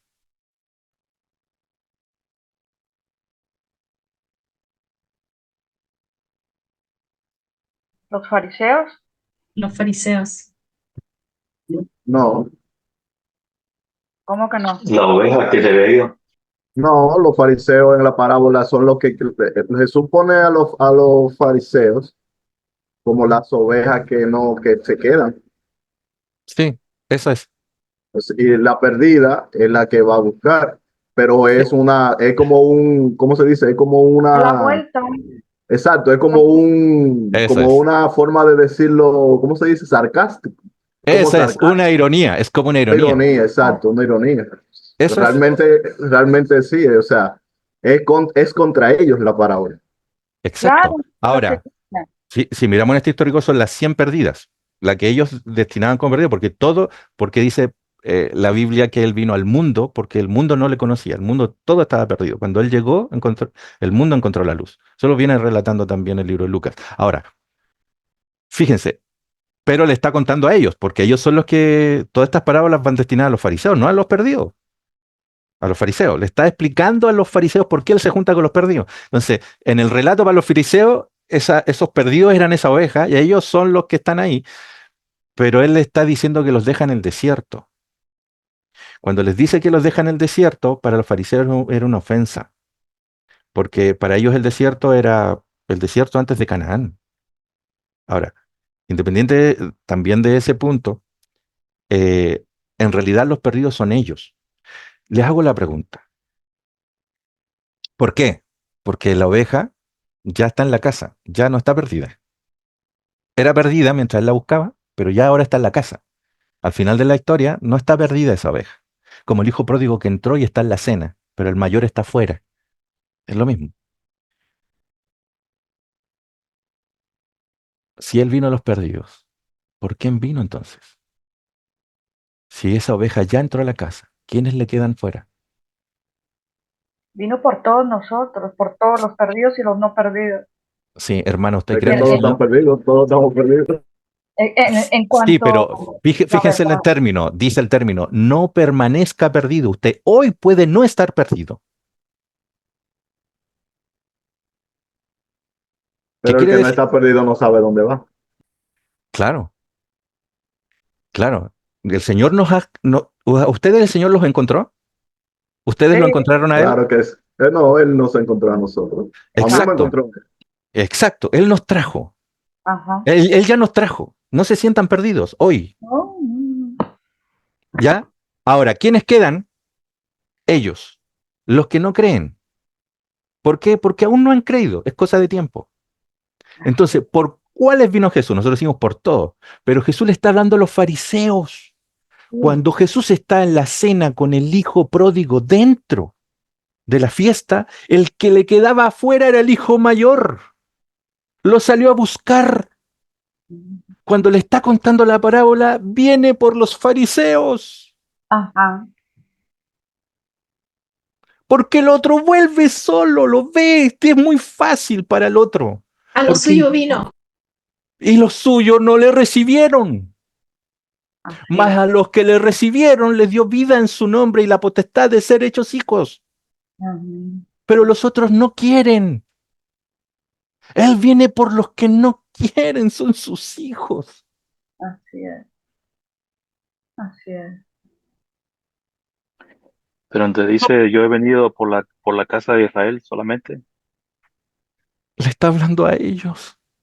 Sí, o sea, solamente la casa de Israel. O sea, cuando se encuentra con la mujer serofoniza y le dice, o sea, que, que él ha venido solamente para Israel. Y se acuerda ahí cuando le dice las migajas y la tomó de ejemplo. ¿Se han puesto a pensar que todos van antes que nosotros? Ujú. Yo a veces pensamos al revés. A veces pensamos que porque Sí, estamos, al revés. vamos en primero. Y la Biblia dice los primeros y los últimos, ¿no? Lo dice en varias partes. Exacto. Los que Sí, creen que van primero entrarán últimos y los últimos primeros. Lo que pasa es que esos que creen que entran primero porque hicieron algo para entrar, así es. que es distinto al que piensa que fue encontrado, porque no merecía estar. Es distinto, ¿ok? No se confundan en ese aspecto. Pero hay gente que piensa que va primero porque ha hecho algo, porque ha seguido algo, porque ha estado en una religión o porque ha hecho otra cosa. Y a veces van todos antes. Si usted ve las parábolas y entran las prostitutas primero. Entran la gente que está afuera. La que no tiene que comer, el alcohólico que se está muriendo, va a entrar primero. ¿Por qué? Porque cuando vean la puerta abierta, ¿creen que se van a quedar afuera en el infierno que ellos saben que viven? ¿En el alcoholismo? ¿En la drogadicción? ¿En la prostitución? ¿En el crimen? ¿Dentro de la cárcel donde han estado encerrados 50 años por violaciones? ¿En esa cárcel mental que no se pueden sacar porque abusan menores y no pueden salir y están presos de sus propios males? Cuando vean la puerta abierta y que el Señor les diga, pueden entrar, ¿creen que se quedarán fuera? ¿Quiénes se quedarán fuera? Los que no acepten que estos estén dentro primero. El Evangelio es tan diferente a lo que hemos aprendido. Por eso Pablo, entendiendo esto, dice, pero yo soy el peor de todos.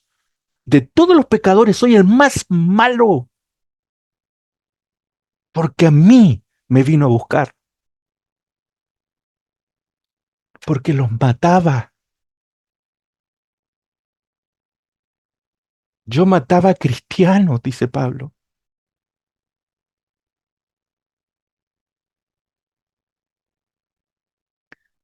Maté a Esteban.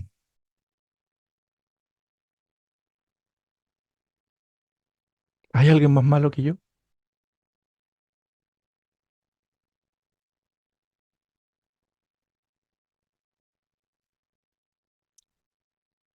Ay, ay, ay. Ojalá el Evangelio esté con todos nosotros. Amén. Cuando vean el Evangelio en nuestros corazones, los demás comprenderán. A veces no necesito decir nada de esto para estar al lado de alguien. Estas las cosas las conversamos nosotros, que nos gusta hablarlas. Pero no necesito estar al lado de alguien y abrir la Biblia y contarle estas cosas que no va a entender. Ámalo, respétalo, cuídalo, dale en valor, dile que es valioso. Enséñale del Jesús que a ti te tocó el corazón, con el que seguimos conociendo, del cual seguimos aprendiendo. Ese es el reino. Bienvenidos al reino de los cielos. Amén. Gloria a El Dios. reino de los cielos ya llegó hace tiempo. Algunos lo esperan a futuro. Pero esas son las mansiones. Hoy en día estamos caminando por esas calles. El camino, la verdad y la vida. El Señor les cuide, mis hermanos. Em, Todo lo que les he dicho, a pesar de decirlo y que suene bonito, es teoría y no tiene ningún valor si es que no se impregna en mi interior. Y si estamos en ese proceso bien, de impregnarlo, de entender a mi hermano si piensa diferente, no importa. Si quiere estar bajo la ley, no importa. Y dice, hermano, ¿usted se siente segura siguiendo eso? No importa. ¿Se siente segura comiendo cerdo o no comiéndolo? No importa. Hermano, ¿usted se siente segura? Siente esa seguridad, ok. ¿Quiere salir de eso? Está esto. No se preocupe, para mí usted es la más importante. Poned a todos los demás antes que tú. Amén. No pelearás, no discutirás cosas que no tienen sentido. La persona será más importante que su opinión. Y ahí le daremos sentido al Evangelio. Es la práctica. Hay personas que pueden entrar en el conocimiento de que Dios es bueno siempre y de que Dios no mata y todo eso, y se ofusca con quienes no piensan así. Y, y se enojan y dicen, no, es que tú estás... Y volvemos a las mismas peleas antiguas. ¿De qué vale creer en algo diferente? Si actuamos de la misma manera, peleamos las mismas batallas con las mismas herramientas antiguas. ¿Por qué creen que a los discípulos los mataban y ellos se dejaban? Porque entendían que no tenían que pelear esa guerra.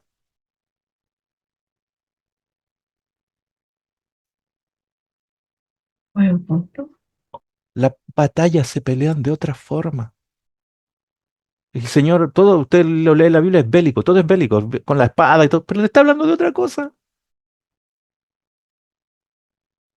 Nuestra batalla somos nosotros, nuestra creencia, nuestra fe en Él. ¿Crees en Él? Y si no crees, no te preocupes, creerás. A lo mejor en el futuro. Yo simplemente te quiero decir que te respeto, que te amo. Nada más. No necesito que me creas. El Señor les bendiga a todos. El Señor los proteja a todos. Gracias, gracias. Lo mejor siempre digo, lo mejor está por venir. Algunos no entienden bien esa frase, pero siempre yo digo, lo mejor siempre está por venir.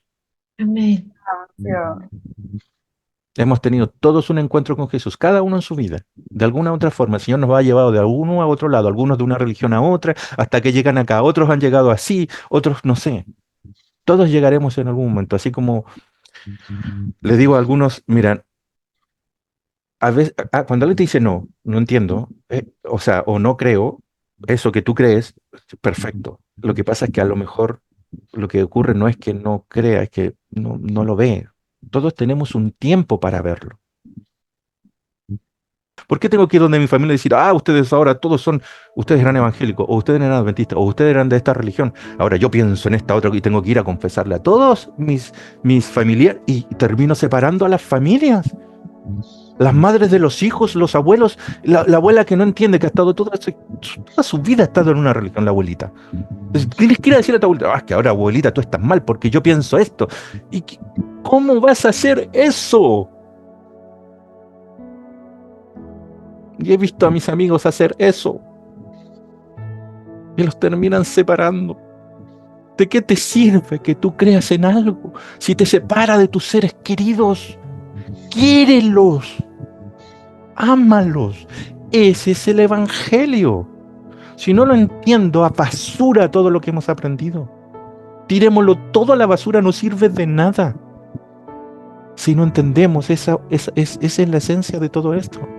Hay personas que este libro no lo han leído nunca y yo, al menos yo no soy ni siquiera digno de amarrarles el zapato.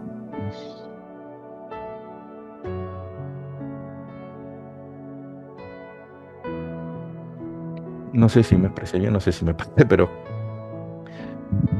tiene que ver con eso. Vivamos ese evangelio, vivámoslo con los demás.